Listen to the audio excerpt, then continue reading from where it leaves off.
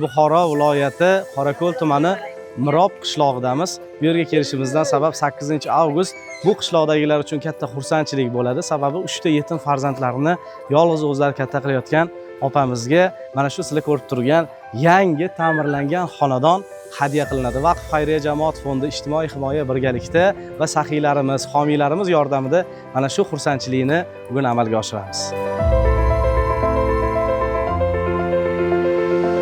Muborak bo'lsin, muborak bo'lsin.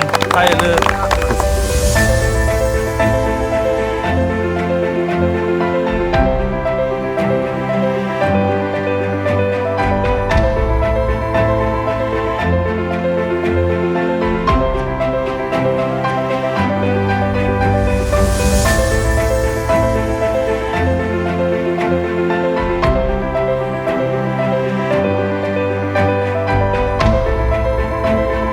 Vaqf jamoat fondi ham bundanda yuksalib ketsin. Allohim shu ihson qilayotgan insonlar ham ilohim bizlarga qilgan birrini million ming qilib qaytarsin.